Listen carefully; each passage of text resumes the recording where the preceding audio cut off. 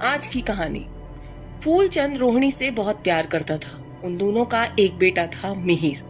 गांव में उन दोनों जैसा कोई और जोड़ा नहीं था। मिहिर अब स्कूल जाने लगा था। स्कूल घर से करीब 5 किलोमीटर दूर था, तो रोहिणी ने सोचा कि वैन लगा देती हूँ। मिहिर के लिए उसने वैन लगवा दी। ऐसे ही दिन बीत रहे थे। करीब 6 महीने बाद एक दिन मिहिर को स्कूल से आने में बहुत देर हो गई।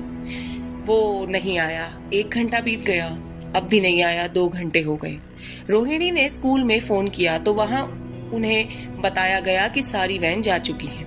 उसने वैन वाले को 50 फोन मिलाए, लेकिन उसने फोन नहीं उठाया।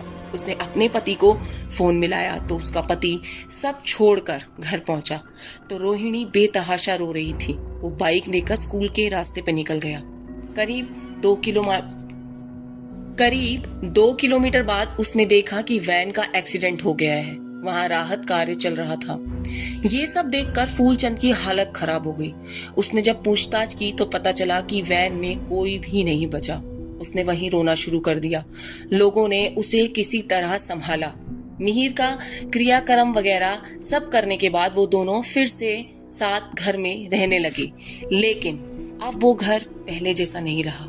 वहां कभी भी खत्म ना होने वाली खामोशी ने जगह बना ली थी। कुछ सालों के बाद रोहिणी फिर से प्रेग्नेंट हुई, लेकिन शायद उनके नसीब में भगवान ने बच्चा लिखा ही नहीं था। इसी तरह 2 बार और रोहिणी प्रेग्नेंट हुई, पर बच्चा दुनिया में नहीं रहा। रोहिणी ने फूलचंद में एक बात नोट की। पहले की तरह फूलचंद बात नहीं करता था। बाहर भी किसी बाप बेटे को या किसी बाप के साथ बच्चों को देखता तो आंखें छलछला जाती थी। रोहिणी से फूलचंद की ये हालत देखी नहीं जा रही थी। उसने फूलचंद से कहा कि वो दूसरी शादी कर ले, लेकिन फूलचंद इसके लिए बिल्कुल नहीं माना। लेकिन रोहिणी भी ठान कर बैठी थी। उसने खाना पीना छोड़ दिया और जिद पर आ गई। रोहिणी को उसके माता पिता ने भी बहुत संपत्ति दी थी, तो वो फूलचंद से जबरदस्ती शादी के लिए कहने लगी। थक हार कर फूलचंद शादी के लिए मान ही गया। रागिनी फूलचंद की दूर की रिश्तेदार की बेटी थी। नियत दिन उसकी शादी रागिनी से हो गई। दोनों एक साथ रहने लगे। कुछ दिनों बाद रागिनी की एक बहुत सुंदर सी बेटी हुई। फूलचंद बहुत खुश था। उन सब ने मिलकर उसका नाम शालू रखा। फूलचंद ने बेटी के होने की खुशी में एक बहुत बड़ी पार्टी दी थी। किसी का घर में आना बहुत शुभ होता है, कहते तो हैं। रोहिणी के लिए भी शायद शालू का आना बहुत ही शुभ था। रोहिणी फिर से प्रेग्नेंट हुई और इस बार उसे बेटा हुआ और वो जी गया। रागिनी रोहिणी से पहले ही जलती थी। अब उसकी जलन दुगनी हो चुकी थी, क्योंकि रोहिणी फिर से बेटे की मां बन गई थी। धीरे धीरे रागिनी की जलन नफरत में बदल गई। धीरे धीरे वक्त आगे बढ़ता रहा। रोहिणी से फूलचंद पहले की तरह ही प्यार भी करने लगा था। इसी तरह गांव में तीज का त्योहार भी आ गया। गांव में तीज का त्योहार बहुत ही हर्ष और उल्लास के साथ मनाया जाता था। रोहिणी को झूला झूलने का बड़ा शौक था, तो वो और उसकी सहेलियां सब झूला डालकर झूला झूलने के लिए चली गईं। रोहिणी ने अपने बेटे का नाम राम रखा था। वो राम को घर पर ही सोता हुआ छोड़कर चली गई थी। ऐसे ही दिन का तो रागिनी को इंतजार था। उसने चुपचाप बच्चे को वहां से उठाया और जंगल में ले जाकर मार दिया और गड्ढा खोदकर वहीं गाड़ दिया। चुपचाप वापस आकर अपने कमरे में जाकर सो गई। रोहिणी जब शाम को वापस लौटी तो उसने पूरे घर में अपने बेटे को ढूंढा, पर वो कहीं नहीं मिला। उसने रागिनी से पूछा तो वो साफ साफ मुकर गई कि उसे कुछ पता नहीं है इस बारे में। रोहिणी का तो रो रो कर बुरा हाल हो गया था। फूलचंद ने पुलिस में गुमशुदगी की रिपोर्ट लिखवाई, लेकिन कुछ पता नहीं चला। पुलिस ने रागिनी से भी पूछताछ की, लेकिन वो ठहरी सख्त जान। माना ही नहीं कि कुछ किया भी है। रोहिणी को रात में आंख बंद करते ही अपना बेटा जमीन में दफन दिखाई दिया। वो रो रहा था। रोहिणी पागलों की तरह दौड़ते हुए कुएं के पर पहुंच गई और अपने बेटे को याद करते करते रोते रोते कुएं में कूद गई। अगले दिन कुएं से रोहिणी की लाश मिली। रागिनी तो यही चाहती थी। फूलचंद के चेहरे को देखकर लग ही नहीं रहा था कि रोहिणी चली गई है। रोहिणी और उसके बेटे के क्रियाक्रम चल ही रहा था कि अचानक पंडित जी को ऐसा लगा कि कोई आसपास है। वो बोले, आत्मा तृप्त नहीं है, कुछ बात है जो आत्मा के जाने नहीं दे रही है। फूलचंद और रागिनी कुछ नहीं बोले, बस एक दूसरे की शक्ल देखते रहे। सब क्रियाक्रम खत्म हो गया। 13 दिन बीत गए, लेकिन पंडित जी बोले कि आत्मा शांत नहीं हुई है। और वो ना ही जाने को तैयार है।